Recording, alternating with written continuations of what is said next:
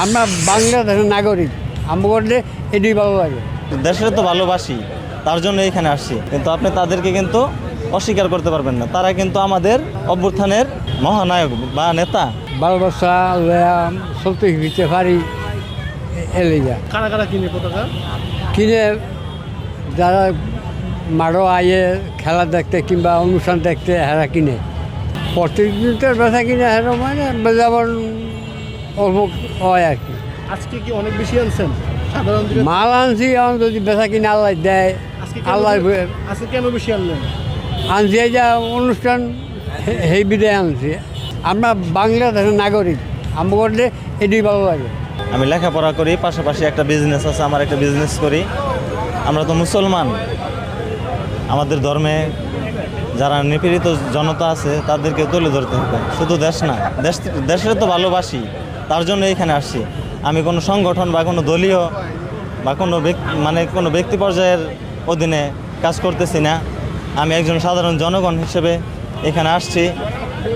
আপনি দেখেন যে 24শে জুলাই গণ অভ্যুত্থানে যারা আমাদের এই অভ্যুত্থানের নেতৃত্ব দিছে, তাদেরকে আপনি আপনার ভিন্ন দলে থাকতেই পারেন, আপনার ভিন্ন মত থাকতেই পারে, কিন্তু আপনি তাদেরকে কিন্তু অস্বীকার করতে পারবেন না। তারা কিন্তু আমাদের অভ্যুত্থানের মহানায়ক বা নেতা, ঠিক আছে? আমরা কিন্তু তখন কোনো দলমত দেখি নাই। দলমত নির্বিশেষে আমরা যেটা ন্যায্য অধিকার ছিল, আমাদের ন্যায্য অধিকারের পরিপ্রেক্ষিতে কিন্তু আমরা রাস্তায় নেমেছিলাম। তার ফলে আমাদের এই জুলাই অভ্যুত্থান হয়েছে। আজকে আমাদের এই নতুন আমরা একটা বাংলাদেশ পেয়েছি। এই জন্য আজকে আমরা আগস্টের 3 তারিখকে স্মরণীয় রাখতে এই শহীদ মিনারে সমাবেশের যে একটা ডাক দিছে, এই অনুযায়ী আমি আমার ব্যক্তি পর্যায় থেকে এসেছি।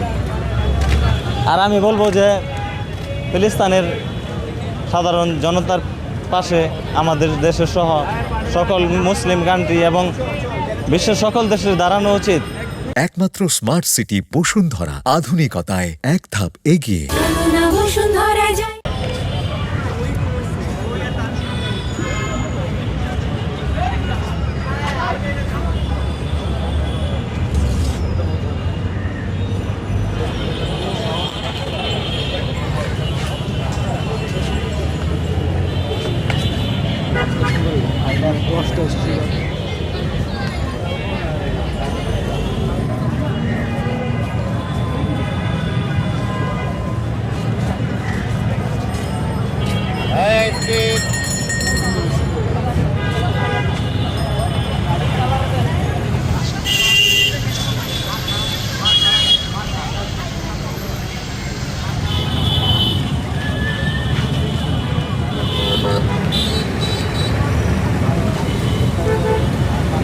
বেশি আনছেন এটা বলবেন, হ্যাঁ?